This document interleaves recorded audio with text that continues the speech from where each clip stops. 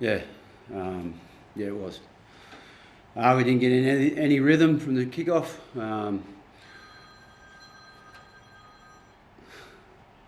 The bit of momentum come from a yardage penalty, then an error. I think for the first 40 minutes we didn't show any resilience in defending errors or penalties, which is highly disappointing. I feel that the frustration was starting to come from some middle players on the footy field through them errors and us not defending tackle 5 kicks or shifts and stuff, and then we sort of went a half at 28-0 down, and then come out and so second half 15-12 or something, but still it's nowhere near good enough. And look, we've got to have a real good look at why. I think up until today, our first 40 minutes is a top 4 side, and our last 40 minutes is a bottom 4 side. That's just way inconsistent from this team.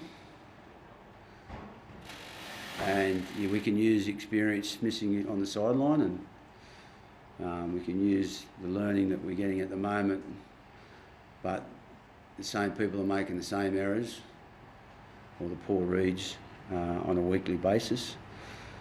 So it might be time for change. Can you put your finger on, in the lead up to the run of wins that you had and the lead up to the run of losses that you've had, is there something different in preparation into your eye? Can you tell when the team's on or off?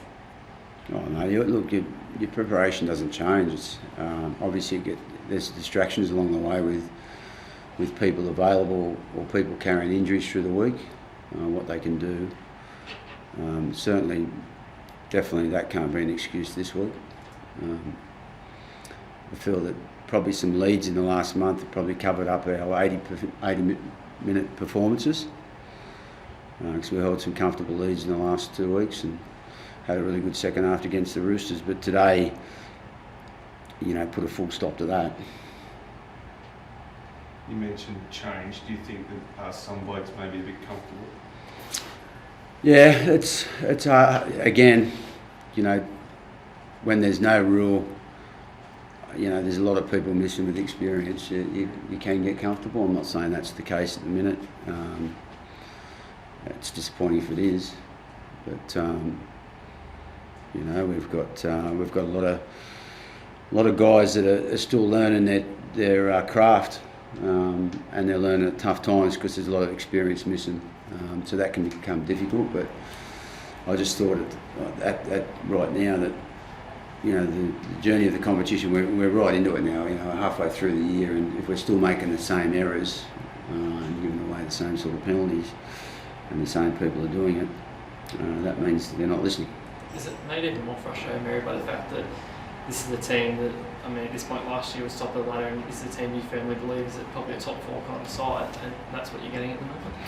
You don't mind, you don't want to lose, but you understand when you do get a loss if you perform to your best, and that means in every department where you can be in control.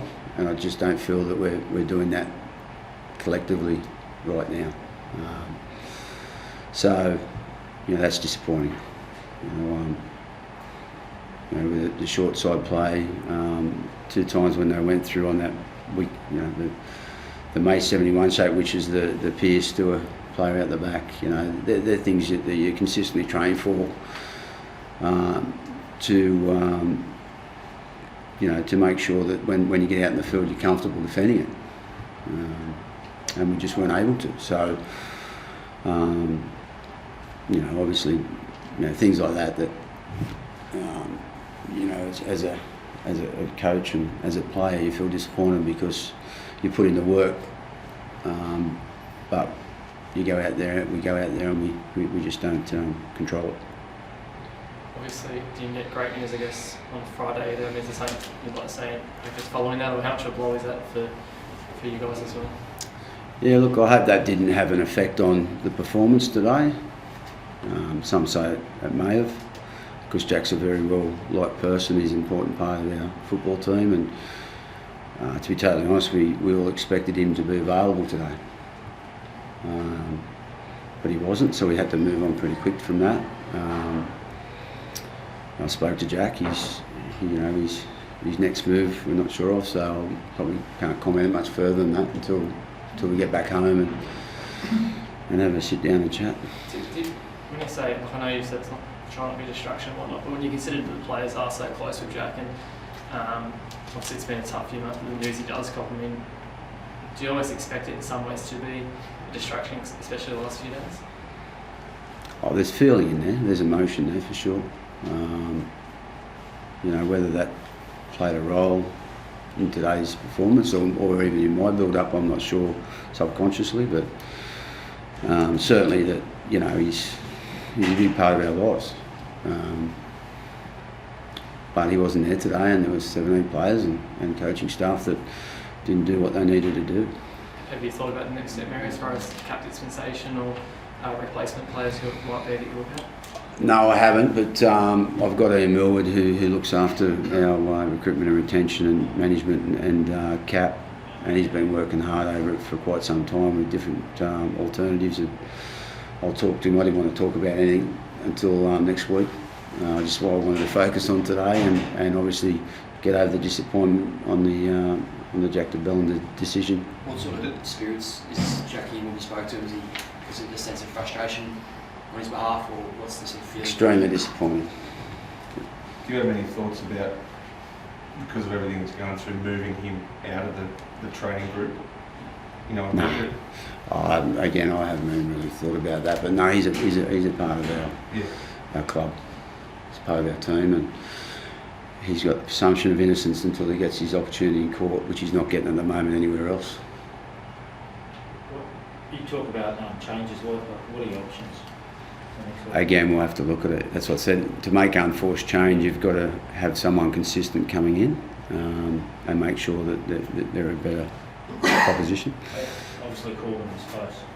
Yeah, well, Corbin will definitely be back next week. He was very close, yeah. He got through Thursday, but he just woke up a little bit sore. So he's an experienced player that will be back next week. So there's an unforced change for the better, definitely. And you missed Lattimore today. Yeah, Lattimore hurt his knee at training. He's been carrying it since round one with a lot of strapping, as you've seen him play with. Obviously an experienced player like that you miss as well, but he won't be back next week. No, he's still another 2 weeks away. So